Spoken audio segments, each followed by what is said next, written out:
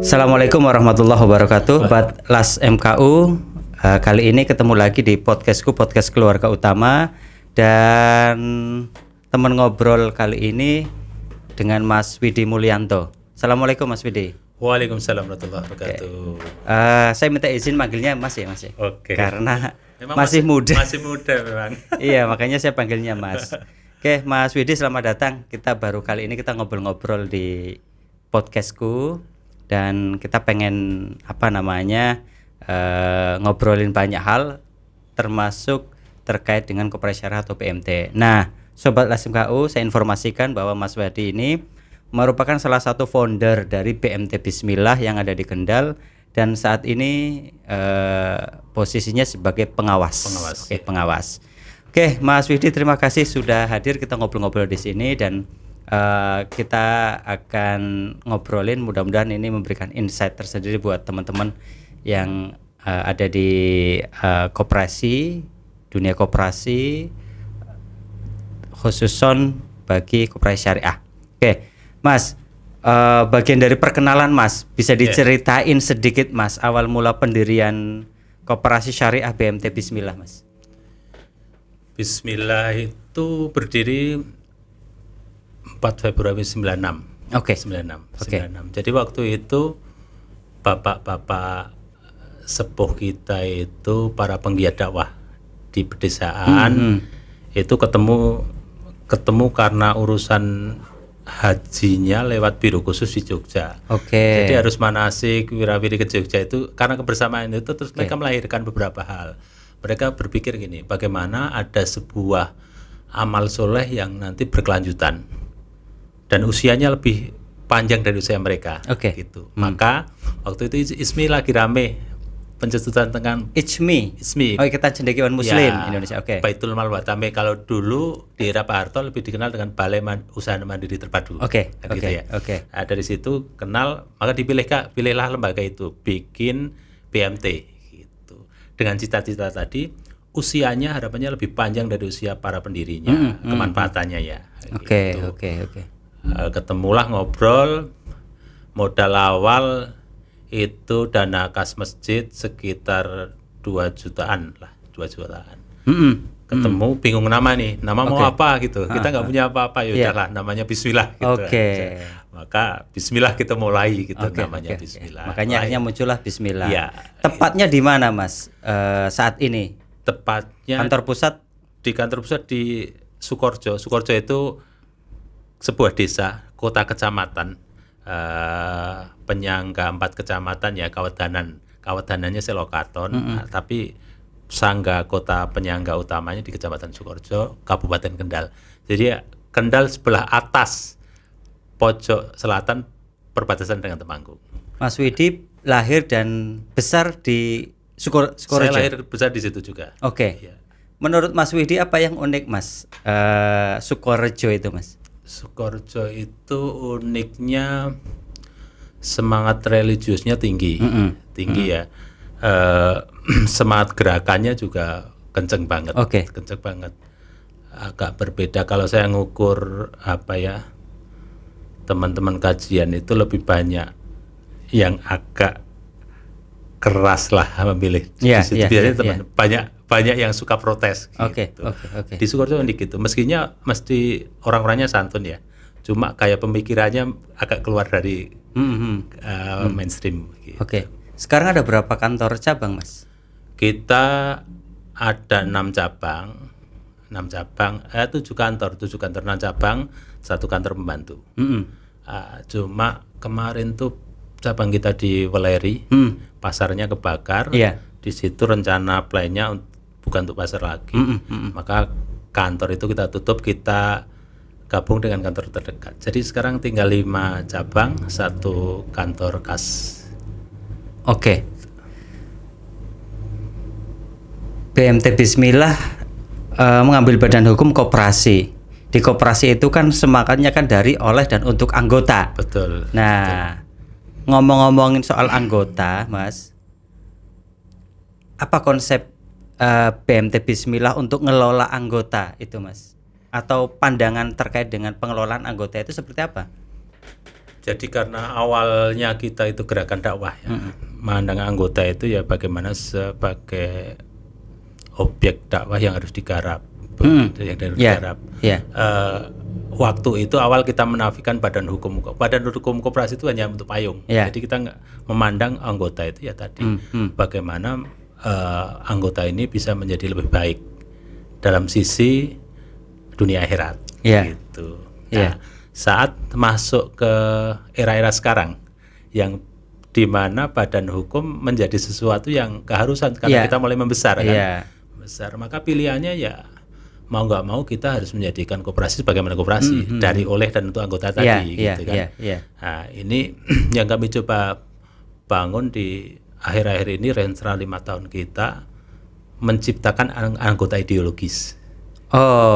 Anggota ideologis. Jadi tidak cukup hanya anggota koperasi, tapi anggota ideologis.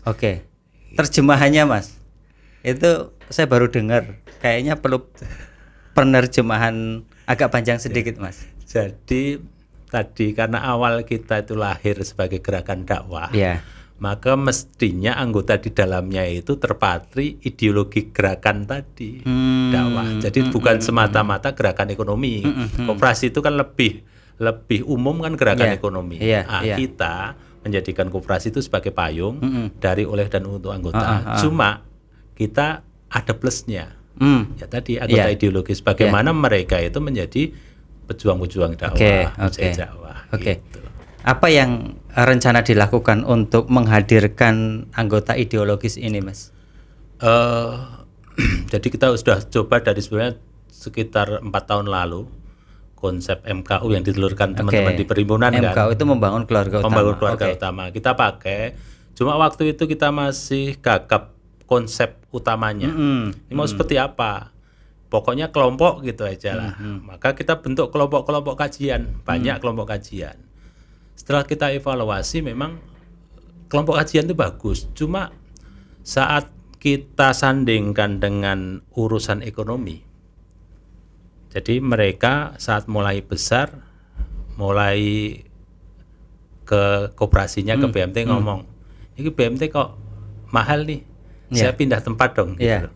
Karena mereka ternyata mengukur kebersamaan dengan BMT itu kan mahal dan murah. Itu yang tadi kenapa kita ngomong anggota ideologis. Mestinya kalau ideologisnya masuk, terpatri, mereka nggak ngomong gitu dong. Nggak ngaruh. Waktu kecil dibina, saat besar ya mereka tetap dalam barisan kita. Tapi ternyata banyak kita jumpai seperti itu. Saat mulai besar, size-nya besar, mereka pengen yang murah. Yang murah tentu saja nggak di koperasi dong. Ini kita pikir ini nggak benar ini kalau gini. Kita evaluasi. Pengajian kita banyak ngomong akidah. Akidahnya kuat. Tapi pemahaman ekonomi syariahnya masih jarang. Kedodoran ya. Iya, kedodoran. Jadi mereka ngukurnya gitu, hitam putih gitu ya. Ya mungkin kalau di urusan riba juga macam-macam kan, karena kita tadi di kelompok-kelompok MKU kita itu kajian-kajian kita ya kita lebih banyak ngomong sisi-sisi lain, tapi sementara tentang bagaimana pencerahan edukasi ekonomi syariah kita agak minim. Ini memang kita akui, sehingga tadi ada yang teman-teman kelompok ekstrim kanan banget, sehingga mereka bikin kelompok yang itu seolah pinjaman itu adalah sesuatu yang harus dijauhi karena di dalamnya ada riba dan macam-macam kan, ekstrim kanan banget. Tapi saat ditanya konsep mereka masih bingung juga kan, gitu. Ada yang tengah-tengah, ya udahlah saya yang penting tetap seperti ini. Ada yang dia nggak pengaruh, gitu. Yang penting murah lah, mau di syariah mau tidak, yang penting murah, gitu. Mempertimbangkan ini yang menjadi harga. Betul menjadi keprihatinan kami. Maka mestinya kelompok-kelompok kajian, kelompok-kelompok MKU kita itu mulai masuk menyentuh edukasi tentang ekonomi gitu. Yang mestinya ekonomi syariah itu simpel mestinya gitu ya. Akan bagaimana kita terus menyampaikan kepada anggota-anggota kita bahwa ekonomi Islam itu mudah. Islam itu nggak mempersulit, simple. Betul. Ya udah, Islam itu gimana gitu kan. Jual beli yang penting antara rutin minggu gitu. Ada batas-batas yang nggak boleh dilanggar secara muamalah kan gitu. gitu. Jadi batas larangannya itu mana gitu aja. Kalau nggak ada larangan jalan terus gitu aja. Tapi kan kadang menjadi seolah terlalu rumit. Nah ini tugas kita bersama ya di pergerakan ekonomi syariah, bagaimana mendampingi, membersamai anggota kita sehingga mereka merasa ya ekonomi syariah itu mudah, ekonomi syariah itu solusi, bukan sesuatu yang sulit dan harus dijauhi. BMT itu kan kombinasi dari Baitul Mal dan Baitul Tambil, social finance sama commercial finance. Bagaimana mengimplementasikan kolaborasi Baitul Mal dan Baitul Tambil di Bismillah, atau apa yang dilakukan oleh Baitul Mal, Mas? Jadi Baitul Mal itu konsep di awal kami memang bingung ya. Tadi Baitul Mal itu ngurusi sosial, Tambil itu ngurusi bisnis gitu. Sosial itu lebih dicitrakan urusannya kebaikan. Kalau akhirat. Akhirat. Kalau bisnis itu bisa baik, bisa tidak gitu. Maka beberapa di dalam kita juga pecah. Orang mal mungkin klaim saya kan urusannya yang baik-baik nih. Kalau di sana kan masih kemungkinan ada riba gitu. Konsep ini kita harus luruskan. Baitul Mal wa Tamil yang kita penginkan itu konsep yang berkelanjutan, berbagi tugas menuju satu tujuan, visi misi bersama kan. Itu. Jadi bagaimana kita pengen menjadikan BMT menjadi sebuah lembaga keuangan mikro syariah terpercaya yang membawa rahmat untuk diri dan lingkungannya. Gitu. Nanti tinggal perannya kan berbagi. Sekarang yang kita coba mulai tata kebersamaan menggarap satu objek bersama, yaitu anggota gitu. Bukan ini bagian garapan mal di sebelah sini, Tamil sini enggak. Tapi anggota objeknya satu. Tujuannya satu. Bagaimana mereka dijadikan menjadi lebih baik menuju seperti yang kita inginkan. Ya di dalamnya ada tugas sosialnya, ada tugas bisnisnya gitu. Nah, ibarat membangun rumah itu pondasinya digarap teman-teman mal gitu kan. Nanti yang teruskan ke atas bisa teman-teman Tamil. Bukan membangun pondasi di samping, teman Tamil di sampingnya kan enggak. Nah, jadi keberlanjutan aja. Gitu. Program mal apa saja, Mas, yang sedang dilakukan saat ini, Mas? Kegiatan di Baitul Mal yang tetap kita masih jaga karena dari awal semangatnya charity, masih adalah beberapa charity ya, seperti berbagi sembako rutin sekitar 250 KK per bulan kita kasih beras. Awalnya 4 kilo tapi terus kita revisi karena situasi menjadi 4 kilo. Mungkin masih jauh dari cukup kan. Tapi ini diperuntukkan untuk keluarga yang mereka memang syarat kita tidak bisa mencari dan tidak ada yang mencarikan. Gitu. Jadi keluarga yang nggak produktif. Gitu. Janda, fokusnya ke sana charity-nya yang charity. Bedah rumah juga untuk kasus yang mereka di bawah garis kemiskinan, rumahnya sudah nggak layak huni dan macam-macam. Kita pengen tidak terjebak di charity semua gitu kan. Meskipun charity itu seolah menarik ya, kan mudah ini dipublish. Siapa yang mau bantu nih, banyak orang cepat ya. Kita pengen bangun pada sisi core kita yaitu pemberdayaan ekonomi. Kita mulai ambil bagaimana saudara-saudara kita yang belum berkecukupan, masih tarafnya itu di prasejahtera, kita mulai angkat nih, gitu. Mulai ngomong tentang program ekonomi. Salah satunya karena kami di lingkungan terutama di kantor pusat ya, itu di daerah pedesaan yang lebih lekat dengan pertanian. Itu maka kami coba membersamai anggota-anggota kami, kita coba eksplor kira-kira potensi apa yang kita bisa angkat.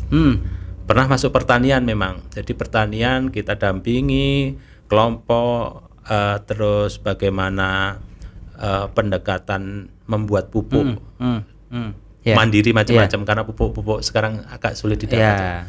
Cuma tantangannya itu anggota-anggota kami sebenarnya di budidaya bagus, budidaya produksi bagus. Tantangannya adalah pasarnya. Nah, sampai hari ini kami belum bisa clear menemukan pasar. Sebenarnya ada konsep bagaimana kita kerjasama dengan pabrikan, terus kontrak dan macam-macam, tapi belum clear. Nah, yang kedua kita coba nggak jauh dari para petani.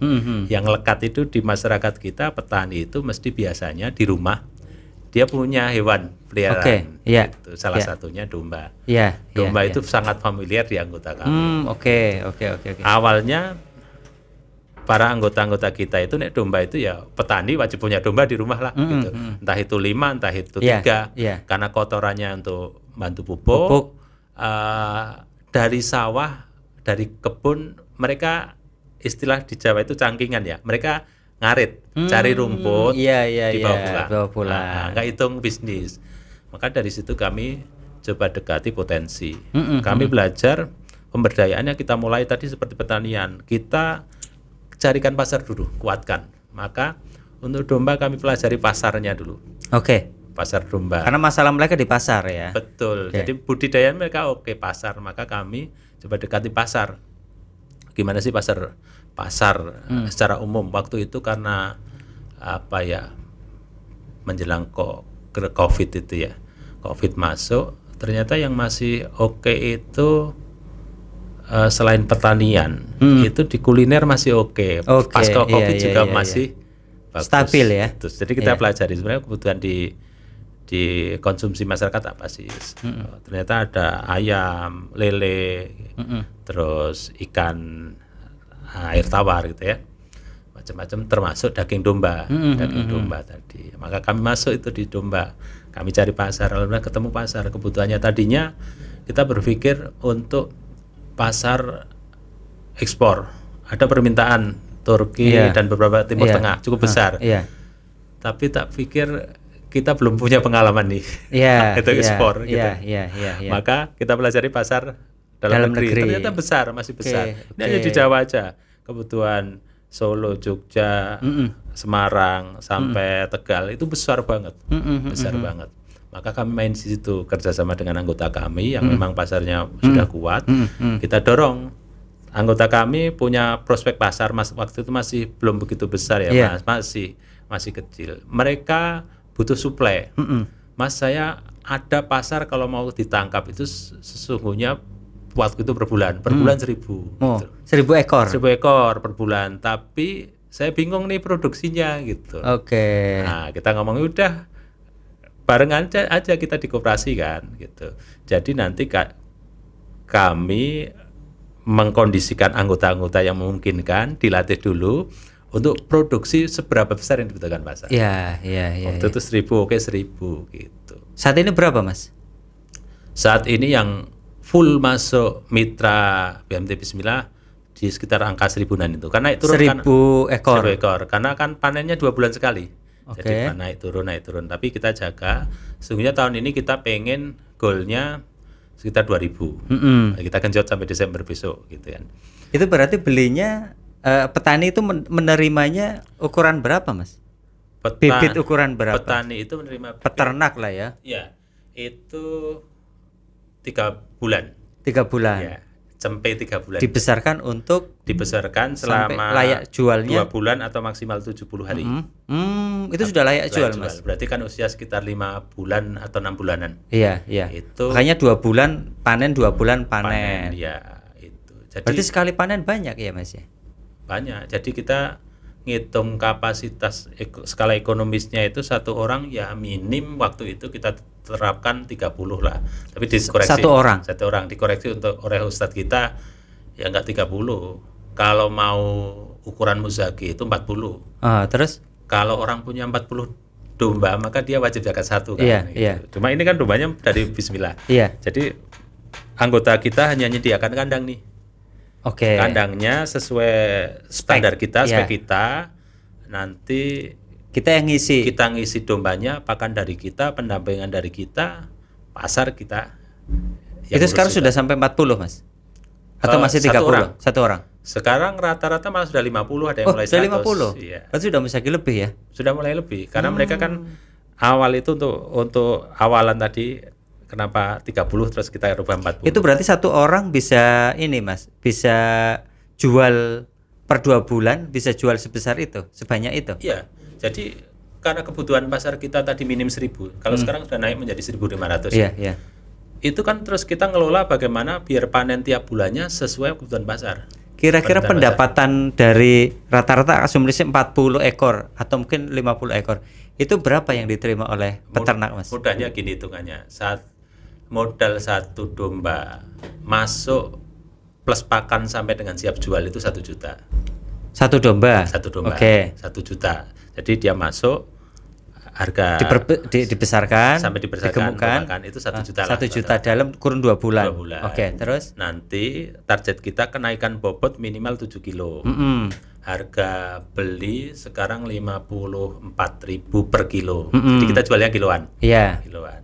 Ya, jadi 54 kali nanti bobot pertumbuhan 7 kilo gitu. Berarti kan ada sekitar 300 sekian lah. Gitu. Intinya satu domba itu kita targetkan keuntungan minimal itu 100.000. 100.000. Jadi masuk HPP dia 1 juta, minim jual 1.100.000. Oke. Nanti kan bobotnya macam-macam kan, tapi 100.000 rata-rata ya. gitu. 100.000 per ekor. Kalau 40 berarti 4 juta. 4 juta. 4 juta dibagi 2 bulan. Iya kan? Dibagi 2 bulan 2 juta. Kan 2 juta. UMR. Enggak, dibagi dulu dengan bagian BMT dong. Oh gitu. BMT pemilik modal kan. Oke. Share 50-50, bagi hasil. Nah, berapa Mas bagi hasilnya, Mas? Kalau di awal-awal masa kita 3 bulan itu karena peternak belum terbiasa, kita targetkan tadinya 1,5, capaiannya rata-rata 0,8. Ada yang sudah 1,5, ada yang 2, tapi ada yang 0,5. Karena mereka belum terbiasa. Tapi ini sudah setelah Hari Raya Kurban kemarin, rata-rata bersih yang diterima BMT ya 40%. Karena BMT itu menerima 40%, 10% untuk pendampingan, 50% petani. Oke. Kita kalau hitung bisnis tampil, kita rata-rata sekarang sudah 2%. Ekuivalennya. Ada yang 4% kita dapat ya. Karena panen mereka mendapat 8% per bulan. Betul. Ada yang 4%, ada yang 3%, ada yang 1%. Ada yang 1,8, Mas. Itu berarti BMT Bismillah mendukung program ini itu sumber dana sosial atau komersial, Mas? Jadi konsep awalnya itu tadi yang saya katakan berkelanjutan. Awalnya dari sosial. Teman-teman mal pemberdayaan, bikin kelompok. Kelompok MKU-nya kita modif harus ada indikator keuangannya. Salah satunya terus bisnis domba. Ukuran analisis bisnisnya kan udah clear. Setelah mereka untung, dana awalnya kita plotkan dengan dana sosial. Rencana kita kelompok ini didampingi awal oleh tim pemberdayaan di Baitul Mal itu sampai 2 kali panen. 2 kali panen. 2 kali panen atau panennya sampai BMT kabel. Standar BMT. Jadi kalau masih di bawah 1,5 masih didampingi oleh teman mal. Maksudnya tamwil label. Tamwil label. Jadi kalau masih di bawah 1,5 didampingi teman-teman pemberdayaan. Masih dana sosial. Baitul Mal. Betul. Meskipun kita ada batas waktu. Nanti kalau sudah 3 kali nggak ada perubahan, di-cut lah. Sementara gitu. Kita ganti yang lain. Mungkin dia nggak cocok hidup di air gitu kan. Nggak cocok hidup di kandang. Jadi gitu. Ada konsep keberlanjutannya gitu. Jadi 2 kali. Kalau sudah tampil label, maka kita ganti sumber dananya dari tampil komersial tanpa kita ngomong ke anggota kita bahwa karena modelnya sudah sama. Kita nggak ngomong ini pertama itu urusan kita lah. Ini mal gitu ya. Pertama ini mal. Nanti besok tampil enggak. Jadi kita ngomong ini program BMT. Siapapun yang datang, dia konsep awalnya pemberdayaan. Yang melakukan pemberdayaan bisa jadi staf mal, bisa jadi account officer. Yang penting dia menguasai tentang urusan perkampingan itu, perdombaan. Gitu. Jadi menjadi tidak gaduh peralihan karena yang dulu-dulu itu gaduh saat pembiayaan KIHA. Pembiayaan KIHA itu kan Qardul Hasan kebaikan. Enak semua kan? Boleh ngangsur, boleh tidak. Telat juga nggak apa-apa gitu kan. Kadang kalau enak semua lah gitu. Sementara saat mereka sudah dianggap layak ditampilkan, mereka kaget. Iya, loh. Loh, kok nggak seperti yang kemarin? Kemarin tuh orangnya baik-baik semua, nggak ada Iya. telat nggak apa-apa. Ini kok saya telat? Iya. Udah ya gitu. Nah, kita nggak mau seperti itu. Betul. Jadi akhirnya membentuk Dikotominya orang-orang yang terkategori manja ya. Akhirnya jadi grup manis manja grup ya. Betul. Jadi Akhirnya malah membentuk manis manja grup dong ya kan. meskipun mereka sudah mampu, karena dilayani enak oleh teman-teman tadi mereka menjadi ya udahlah nyaman di situ. Saat berpindah ke situ nggak siap. Nah, belajar dari situ kita tadi sampaikan, program ini BMT. Program BMT. Ya. Siapapun yang datang, perannya pemberdayaan di awal. Iya. Nggak usah ngomong saya orang mal, saya orang tampil. Datang, ini perannya pas fasenya mendampingi dan memberdayakan. Udah. Saat sudah dinilai layak hasilnya, tampilnya udahlah, tinggal besok ya tetap dibiayai gitu aja. Modal aja. Dia nggak tahu itu modalnya, pokoknya penting dari BMT gitu aja. Domba datang udah gitu. Tinggal bedanya nanti penyatakan internal kan. Yang kemarin saat laba dicatat sebagai infak, ini besok laba dicatat sebagai pendapatan gitu aja. Gak ada yang berubah. Tapi ngomong-ngomong jenengan doyan daging kambing dong kan? Enak banget. Mas apalagi yang usia 5 bulan ya. Gitu ya. Boleh langsung itu masih manis jos. Suka di sate, di tongseng atau di tengkleng Mas? Di sate enak. Di sate enak ya. Empuk kan karena domba yang kita pelihara itu domba betina. Tapi ngomong-ngomong BMT Bismillah punya warung sate kan? Belum. Nah itu Mas. Jadi kayaknya harus ada harus ada warung sate, tapi tidak sekedar warung sate gitu Mas. Mulai dari tampilannya keren Mas. Segera Mas. Betul. Nah, nanti saya jadi pelanggan pertama Mas. Karena saya seneng sate banget. Siap, atau mungkin berkolaborasi. Iya, karena Jogja ini kan kalau bisa dibuka di Jogja loh. Unik loh Mas. Warung sate itu sekarang juga unik-unik. Ada yang namanya ini, namanya itu, namanya ini, dan variannya juga banyak. Betul. Kalau bisa seperti itu, keuntungannya lebih. Nah, jadi Mas makan sate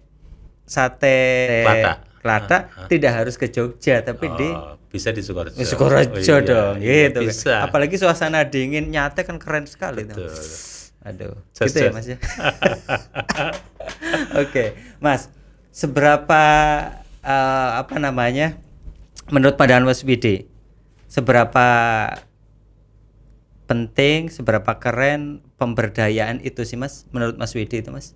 Bagaimana korelasi dengan perkembangan zaman antara koperasi, pemberdayaan, kompetisi ya. Itu gimana pandangan Mas Widi? Jadi roh pemberdayaan itu menurut saya ya roh perjuangan itu. Karena rohnya BMT. Rohnya BMT nggak mikir diri sendiri kan. Bagaimana iya. memberdayakan ya semua termasuk diri sendiri. Artinya di roh koperasi itu bukan bagaimana menolong diri sendiri. Yang memberdayakan tadi, memberdayakan diri sendiri. Yang semua anggota di koperasi itu diberdayakan gitu. Ngomong pemberdayaan itu kan bukan urusan sosial menurut saya. Iya. Pemberdayaan itu bagaimana membangkitkan dari sesuatu yang tadinya kurang baik menjadi lebih baik. Iya. Gitu. Tapi kecenderungannya kok kalau bicara pemberdayaan itu kegiatan sosial gitu ya. Mungkin yang perlu akhirnya menjadi domainnya sudah lah betul saja. Itu salah itu ya. Mungkin perlu kita luruskan. Jadi memberdayakan itu tidak harus domain sosial. Malwa tampil juga mestinya juga memberdayakan anggota kan. Betul. Dalam rangka bagaimana persaingan kompetitif. Mal mungkin mengangkat dari yang mereka tadinya nggak mampu menjadi tampil label tadi kan gitu. Itu memberdayakan. Jadi tinggal berbagi peran aja kayak kita mulang ngaji itu yang Iqra jilid 1 atau Qiraat jilid 1 yang mulang ini nanti gitu aja berbagi peran gitu. Sama pemberdayaan itu menurut saya lebih ke ya roh perjuangan BMT bagaimana mengangkat menolong diri sendiri tadi lewat kejamaahan koperasi. Nah, makanya tadi saya lebih memilih bagaimana kita sekarang mestinya fokus membersamai anggota kita. Fokus membersamai anggota kita. Jadi kalau membersamai itu kan kita menjadi tahu masalahnya apa, sesungguhnya yang pengen dituju seperti apa, terus kita berperan bagaimana biar antara gap realita dan sesuatu yang kita impikan itu kita bisa capai. Membersamai juga dalam artian dalam suka dan duka ya Mas ya? Iya, mestinya semua kan gitu. Karena gini, para pendidik kami itu sering pesen ada sebuah potongan hadis yang menancap di kami terus. Jadi kita itu akan ditolong karena kebersamaan kita dengan orang-orang yang lemah di sini kita. Jadi ini kan berarti kan kita harus bersama mereka kan, gitu. Tadi bersamai dalam banyak hal lah, gitu. Ya, belum tentu urusan ekonomi ya, lemah itu kan. Apapun ya. Semuanya ya, semuanya. Banyak aspek. Nggak hanya ekonomi saja. Bisa jadi mereka secara ekonomi bagus, tapi mereka merasa sangat kurang dalam urusan spiritual. Sehingga mereka butuh sentuhan kita untuk gitu kan. Mereka bingung, ini kami dana berlebihan hanya kemana ya, gitu. Ini anak saya sekolah harusnya kemana, kan butuh mereka gitu. Terus Bu, anaknya ke pondok aja gitu. Ini kan mereka kadang butuh itu secara ekonomi mungkin sudah oke, tapi sisi lain mereka butuh. Atau sebaliknya, sisi lain sudah bagus tapi ekonomi belum. Jadi kita membersamai dalam semua aspek. Sehingga tadi kalau kita konsen membersamai anggota kita, harapannya anggota kita betul-betul menjadi anggota ideologis yang sama ideologinya dengan kita, bareng-bareng menuju sesuatu yang kita inginkan. Sangat menarik ya, mengupas cerita Mas Widi. Padahal kita hanya ngupas dari satu sisi saja, Mas. Dari sisi perdombaan tadi, Mas. Itu korelasi estafet layanannya mulai dari mal sampai tamwil itu betul-betul nyambung, terintegrasi ya. Kemudian dampaknya, efeknya juga jelas bisa dihitung, Mas. Secara ekonomi itu bisa dihitung. Gitu kan? Dan saya kok jadi ingat memang salah satu cara untuk mendapatkan kesejahteraan itu memang melalui peternakan domba ya. Makanya kita banyak cerita-cerita itu, Mas. Cerita siapa yang sangat terkenal itu kan yang punya domba banyak itu siapa, Mas? Sahabat Rasul, Salabah ya. Sampai ibadah haji harus bergantian kain, dikasih 1, 2, 3 langsung berkembang. Artinya cerita tadi kan menggambarkan bahwa potensinya cukup besar, nyata, bahwa peternakan kambing domba punya korelasi yang kuat. Hanya saja Bismillah hadir mendampingi, membersamai mereka agar mereka tidak menjadi salabah ya, Mas. Iya, itu kan penting kita gitu kan. Jadi penting tadi semua aspek. Jadi ada aspek ekonomi, sosial, spiritual, gitu semua didampingi. Jangan sampai tadi salabah berarti kebablasan. Secara ekonomi dia bagus, tapi secara spiritualnya hancur ya. Kita harus menyeimbangkan itu. Dan memang isu saat ini kayaknya isu ketahanan pangan menjadi isu yang strategis, Mas. Maka kami berbagi ada di desa ini, karena di desa itu potensi untuk ketahanan pangannya besar. Gitu ya, tadi peternakan, pertanian dan banyak hal kan. Ini sebenarnya kalau dikelola menjadi teman-teman yang BMT-nya ada di pinggiran, menurut saya juga harus bangga ya. Karena potensinya besar. Pertanyaan terakhir, Mas, terkait dengan perkambingan sudah sangat menarik dan menjadi satu nilai tersendiri buat BMT Bismillah. Terkait dengan proses penggemukan, tentu kan perlu menyiapkan bakal kambingnya. Seperti apa ide yang Mas Widi sampaikan untuk penyediaan ini, Mas? Jadi karena kita gerakan ya, Mas, kita nggak pengen monopoli. Jadi kita pengen berbagi dengan teman-teman lain, terutama gerakan BMT lain, untuk kita saling sinergi. Ini eranya kan kolaborasi. Jadi kami sudah mulai bangun pasar. Pasarnya oke nih, kebutuhannya masih kurang. Dengan kebutuhan yang sekarang, maka kami butuh suplai bahan baku. Dalam hal ini anakan domba usia 3 bulanan itu. Kalau kami panen 1000, berarti kan tiap bulan kami butuh masukan 1000 domba. Betul. Kami Bismillah biar main pada sisi bagaimana pengemukan dan pasar aja dulu. Kalau bisa kami berharap teman-teman di BMT lain itu coba main pada sisi suplai kebutuhan barang kami. Anakan domba tadi 3 bulan. Monggo main, nanti kita kolaborasi.